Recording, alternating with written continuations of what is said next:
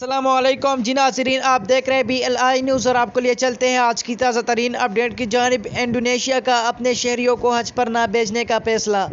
Indonesia ने अपने शहरियों को हज की अदायगी से रोक दिया। वज़ीर मजहबी उमूर का कहना है कि रकम जमा कराने वाले आइंदा साल हज कर सकेंगे।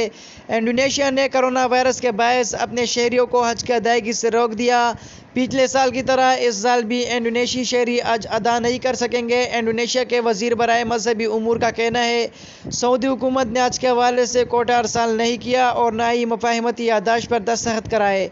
उन्होंने मजीद कहा कि जिन शहरियों ने हज के लिए रकम जमा कराई है उन्हें आइंदा साल हज पर भेजने का फैसला किया जाएगा।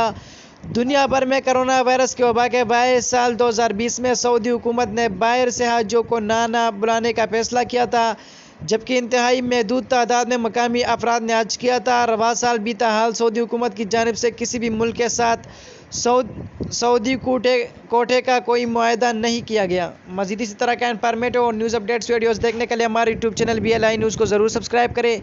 अगर हमारी वीडियो आपको अच्छी लगे तो अपने दोस्तों के साथ ज़रूर शेयर किया करें। मिलते हैं किसी नई वीडियो में, तब तक के लिए अपने दोस्त अपने भाई तौसीफ अहमद को इजाज़त दीजिए। अल्लाह हाफ़िज़।